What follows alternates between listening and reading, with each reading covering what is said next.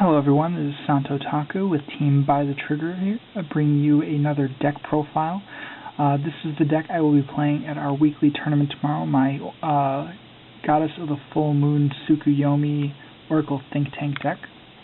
It is a ride chain deck, but it's very different from the ride chains that we've been getting in the US so far, the ones that have been in EBO3 and set 6 where you get to look at the top 7 cards and take the card that you need, either grade 2 or grade 3. This is sort of the original ride chain, and this deck makes full use of it in a way that it's a cousin deck, the Galahad chain in the Royal Paladins deck. It can't really make full use of it the way that this deck can.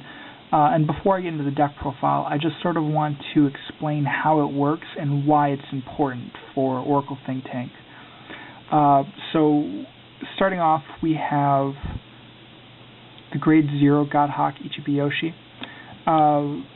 Unlike most grade 0s, it doesn't move to a rear guard, but that doesn't necessarily mean that it gives you a -1 by riding over it, because at the beginning of your ride step, what you can do is look at the top 5 cards of your deck and take any card named Goddess of the Crescent Moon Tsukuyomi and ride it.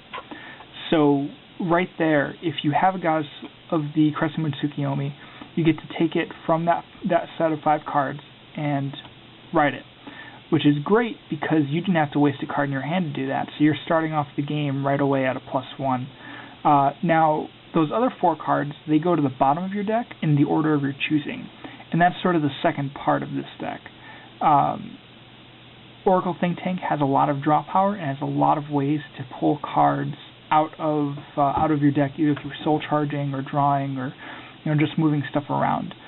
So what that means is that with Godhawk Ichibiyoshi, Goddess of the Crescent Moon, who also has the ability to search the top 5 at your ride step to look for Half Moon, and Half Moon also has the ability to search the top 5 for Full Moon, you're going to end up creating a stack of cards at the bottom of your deck that is between 10 and 15 cards, depending on how you set it up. So that's pretty great, because you put them there, and if you play it right, they're going to be there at the end of the game, sort of creating a safety net. If you can win before you get to that point, great. If you get to that point, if you set up double triggers, there's a good chance that you're going to win. So I just wanted to bring that up before I start talking about the deck, because a lot of it has to do with, a lot of the choices that are made in the deck have to do with getting to the endgame stack, and how the deck works. So let's get into the deck profile as a whole. So from the top, we're going to have 4 copies of Goddess of the Full Moon Tsukuyomi.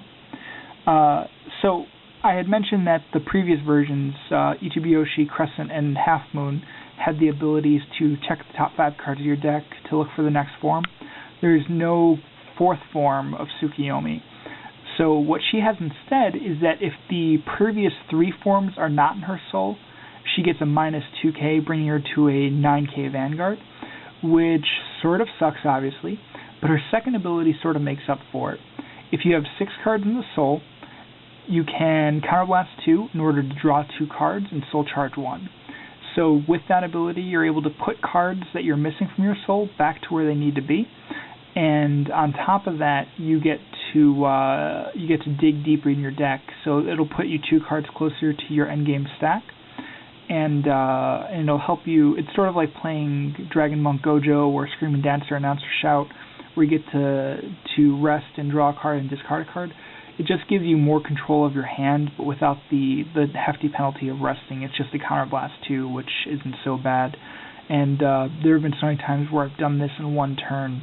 Just Counterblast it twice, draw 4 cards, put 2 in the soul, and there's just a ton of advantage that's generated that way, because you're going to have cards that you're not going to need that you can just throw into the soul, like extra boosters or draw triggers or grade 3s. So that's a really nice ability, and it's sort of the focal point of the deck. Next up is 3 copies of CEO Amaterasu. So this ability is twofold. She soul charges every turn, and then she goes to the top card of your deck. So she makes a great backup strategy because she continues to work towards your endgame stack. On top of that, she digs deeper into the deck, and she can look at the top card, or she can put it at the bottom, which will bring you a card closer. And on top of that, she's a 14k with 4 cards in hand, which will not be a problem to get. And since this deck does not run a lot of Counterblast, her Mega Blast, which allows you to Soul Blast 8 and Counterblast 5, is completely possible, and you can get 5 cards closer to your endgame stack, which is pretty neat. A lot of the time, you'll end up soul charging with Tsukuyomi's ability. You'll just throw this into the soul because there's not really a lot of better options, and you want to keep shields in your hand. Or if you're like 2 cards away from the endgame stack, you'll ride her for a turn. You'll soul charge a card. You'll look at the top card, and you'll probably put it at the bottom, and then you'll be at your stack. So those are sort of the 2 main purposes of her, is sort of a backup and for last minute getting to your stack. Or if you don't have 6 cards in your soul, which I'll talk about in a little bit, because the ride chain will end up only bringing you to 5 cards in soul, which is annoying. So basically, great backup plan and great utility in the deck. So 3 of these is important. Next up, the grade 2s. We have 4 copies of Goddess of the Half Moon Tsukuyomi. So like I said, she gets to search for the grade 3 at the beginning of your ride step. On top of that, if the grade 0 and the grade 1 are in the soul, you get to soul charge 2 cards. And other than that, she's a 9k beat stick. Not a bad card. I mean, she ends up being in a rearguard column a lot, just because she's 9k and she's an easy interceptor. She's not as big as a threat as like a Silent Tom or whatever, but really, solid 9k beat stick, and pretty much every card in the booster section will get her to a 15 or a 16, which is pretty nice. And important for the stack. 4 is definitely important because you don't want to miss any step of the ride chain. So great card to have. Unfortunately, it's a triple rare, just like the grade 3, so it's part of what makes this deck so hard to build. Next up is 3 copies of Oracle Guardian Red Eye. What this card does is, if it lands an attack, you get to soul charge 1 card, so it's kind of like the Dark Irregular Blue Dust card. It's pretty big for a couple reasons. One, you need to get a 6th card in soul, and this is sort of this is a rather inconsistent way, but if it works, you get to put a card in soul, and it puts you up to 6 soul, because you're going to need 1 more soul charge outside of the ride chain. And 2, it helps you dig closer to the stack. So if you're really focused on getting to that endgame stack, putting a card in soul is a good way to do it with Oracle Guardian Red Eye.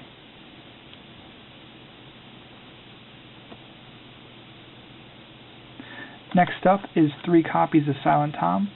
There's not really a lot that needs to be said about Silent Tom. Silent Tom wins games. He can't be guarded by grade 0. When you're at the stack, you start putting double triggers on him, and he's just crazy. This card wins so many games. You can't really get away without running him. You could run 4, but it'd be since he's so weak, he becomes sort of cloggy. So playing 3 and playing them smart, waiting till you have a good booster behind him, having a second one in hand to replace it with before you play him. Those are some moves that will help you get the most out of him, but very essential card to the grade 2 lineup. Sorry about that. Next up is 2 copies of Oracle Guardian Wise Man. The main reason I'm running this is that in the testing originally, I was having problems getting rearguard attackers. He's a solid 10k beat stick. I wouldn't want to run more than this. I don't see need to run 4. Until we get Tatsuhime out of, I believe, set 4. She's a 12k with 6 cards in the soul. He works, and pretty much any booster behind him gets him up to a magic number. So he's just there. He works. Why not, right? I can't really see. Originally I had another Red Eye and then another grade 1, but this has worked out pretty well for me. So. Next we have 4 copies of Goddess of the Crescent Moon Tsukuyomi. Her only effect is the search ability, but she's also Oracle Think Tank's first 7k booster, which means Silent Tom has another target. He can finally hit the 15k mark. That's wonderful for the clan. But essential again at 4. You really want to get one of these in your opening hand, but Godhawk Ichibiyoshi will allow you to work around that if you don't. But if you go in your opening hand, definitely keep it. You don't want to send them back. So.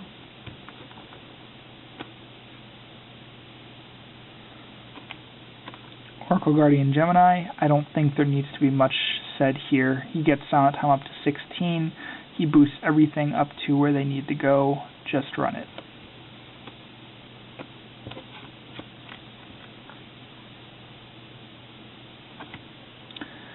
For Battle Sister Chocolates, some people like 3, I like 4. You get a lot of dead cards in hand sometimes with this deck.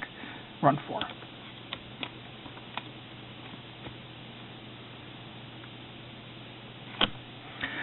Two Oracle Guardian Blue Eyes. So this slot is sort of the most controversial slot in the deck.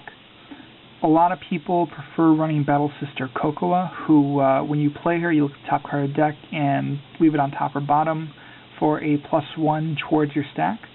What Blue Eye does is every time he boosts, you draw a card, put one at the bottom. So that's not like Aramo or Petal Fairy where you have to land an attack to draw a card and discard a card. All he needs to do is boost.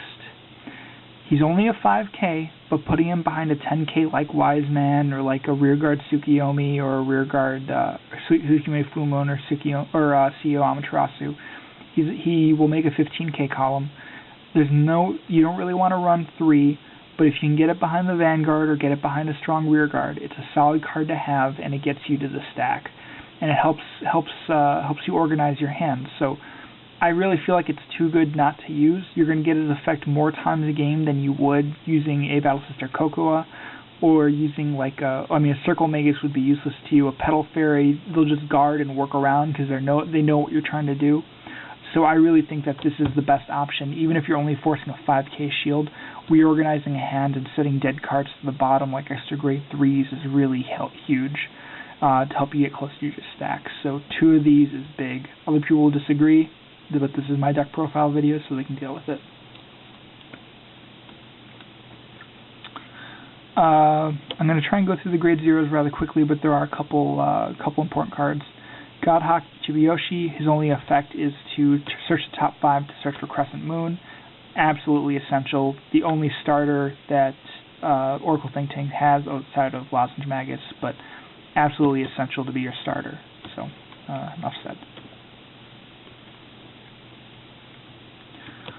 4 Psychic Birds, also absolutely essential. This is your primary means of getting the 6th card in Soul, because you're not reliant on your opponent allowing attack through or a ride or anything like that.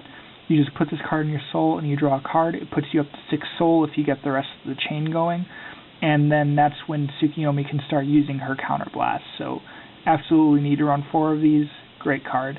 And sometimes I find myself, I actually want to hold on to these, especially when I'm getting closer to the stack. This is the last card I want to guard with usually, because if I'm just 1 card away, just throwing this into the Soul to draw that card and then getting to the last 15 cards or however many I set up is just really huge for winning games sometimes. So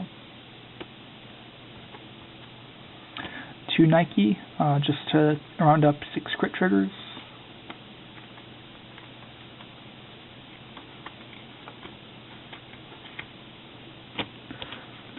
6 draw. To be honest, I feel like this is a bit much, but I haven't tested with different ratios yet, and it's been working, and it's been getting me to my stack. I might cut it down to 5 or 4, but it's been working pretty well, and they make decent boosters, I guess. So the last card that I need to mention is Lozenge Magus. I had previously written in an article to never boost with this card.